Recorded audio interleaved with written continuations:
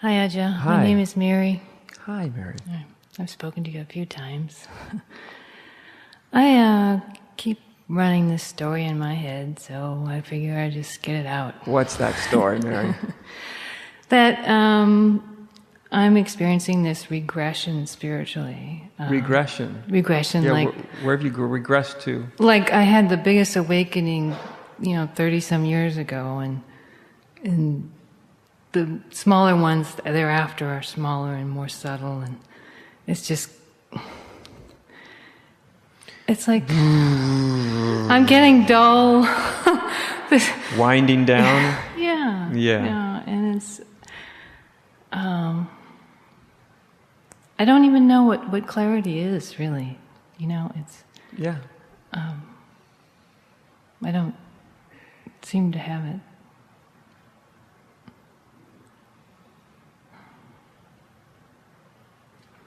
And I don't know what to do. First thing is let go of the past. Just let it go. Let go of what happened. Let go of the big awakening 30 years ago. It's not to say that I'm diminishing it at all. It's just saying, just let it go. Don't try to duplicate it. It will not be duplicated.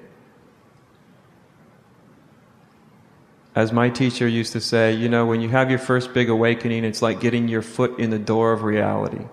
You think you know everything, but you actually just got your foot in there. And the great, oftentimes for a lot of people, sort of explosion that a first awakening can have is not exactly what it ends up to be. But I want it to be. What's that? But I want it to be. I know. I know, but that's the problem. That's the problem. I want it to be like that, right? Now, that's understandable because the mind and the body are hooked up for addiction, right? The more pleasurable the experience, the more likely we become addicted to it. And there is nothing more pleasurable anywhere than a very profound spiritual experience. It is more pleasurable than every drug you could ever put into your system, right? It is. It is more pleasurable than the best sex anybody dreamed of in their most twisted dreams, right? I was having a near-death experience. I was bleeding internally, and this thought came to my mind, I'm dying, and I said, this is better than heroin. It's Clear? So you know what I mean. Yes. Right? So you get this, we get these often very profound, what I call byproducts.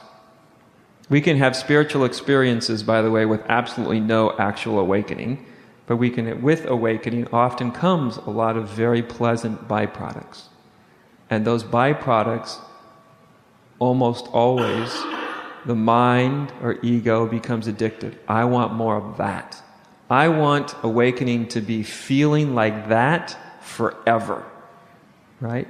It's like a heroin addict saying, I'd be happy if I could just stay loaded forever without killing myself. But it's not going to happen. No. I'm sure you've heard the ultimate reality is beyond all experience. It has certain byproducts that may rush forth out of that ultimate reality, but in and of itself, it's transcendent of not only mind, but also experience. Once we've gone beyond mind and experience, then we're truly in the spiritual domain.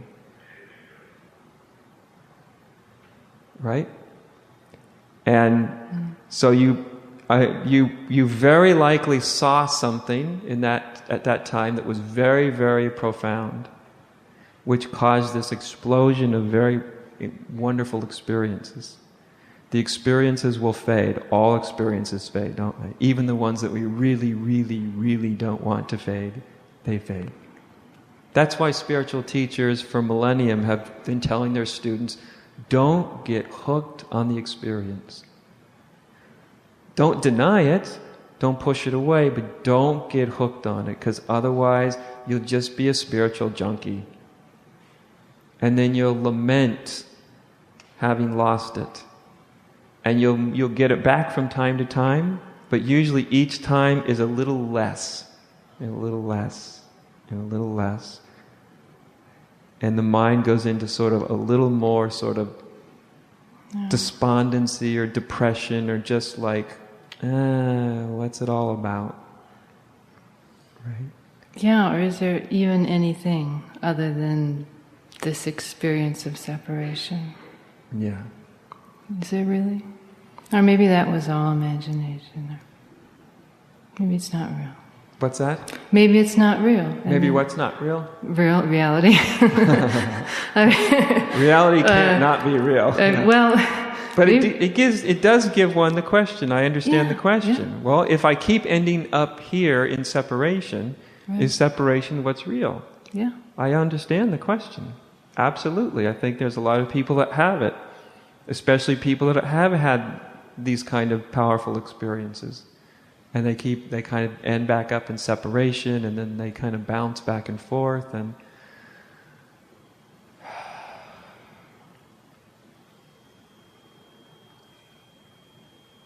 ultimately, what this is about is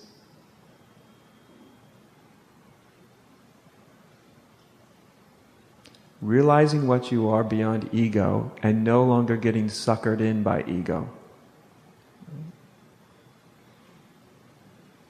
Ego is a very subtle, complex, and intelligent phenomenon.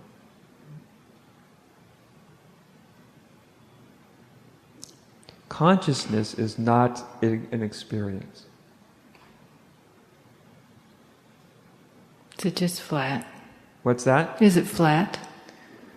No. It might, at first glimpse, seem flat, which is why most people avoid it, because it's like, wait a minute, I'm not going to pay attention to that. There's no fireworks there. It's just kind of like silent and flat and nothing's going on, right? It's like an abyss of emptiness. Who wants that?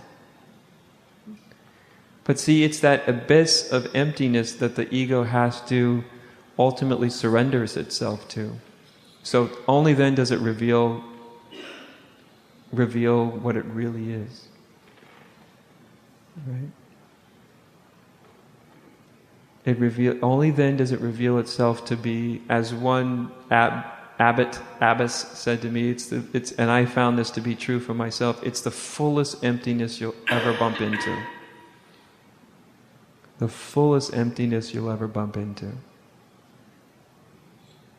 Yeah, I know. But the mind or ego has to surrender itself to just a garden variety abyss of emptiness. And when there's a stillness, then the body becomes very alive, and there's all this movement and energetic stuff going, and then I don't know if that becomes a distraction too. Well, it happens, but if we get attached to anything, you get attached to becomes a distraction. Yeah. Right? Doesn't matter what it is. Yeah. You can become attached to silence, and that becomes a distraction. Just as much as you can become attached to anything else. Yeah, there's something that's turning in and I know. Grabbing. Trying to what? Grab or I know. Hold or resist. Yeah, I know. There's some energetic force I know. doing that. Yeah, I know. Yeah. That's mind. It's not the way I want it. Mm-hmm. When you were talking about goodness this morning, I could really feel how this story and this desire to have a complaint is just a resistance to goodness. Mm-hmm. It's just like, grow up, kid. Mm-hmm. It's just a story. It's a story. Yeah. Yeah. Yeah. It's a story of what I can't have, what I can't get back, what I've done. You know, it's just this, it's like I said, it's just a nightmare within consciousness. It's a story within consciousness. We keep looking for the story to go from a bad story to a really, really, really good story. Yeah, like if I had a really bad story, I could have like a cathartic experience of breaking out of it. But Yeah. it's not that way now. Yeah. It's kind of... Yeah. You've already had a cathartic experience of breaking out 30 years Yeah. ago, and it didn't really do the trick, did it? No. Right. So cathartic experiences, even that's not necessarily going to do it. I mean, you already know that. That's why the sort of despondency about it. Like, Yeah. I can't even believe that another great experience is going to come, and even if it does, it's not going to do it. Yeah, and I don't have the energy to like search through the stories in my mind to find those hidden beliefs under there that are holding me back. It's like I don't even have the energy for it. It's Good. like, Enough of that. I'm glad. You're running out of energy. You are walking the path that I walked. It's not a pleasant path. It's not a pretty path. It's the path called abject failure. yeah. Right? Take over. It's those who are strong-willed and strong-headed. And everything you do ends up not working ultimately, spiritually speaking. It works here, it works there, but in the end, it doesn't work. And then you have to face the limitations of your personal will, your personal wants, your despondency. It gets you there, and then you get so exhausted, you just don't really have anything left. And when you get exhausted enough, if you get exhausted enough, psychically exhausted enough, just you surrender.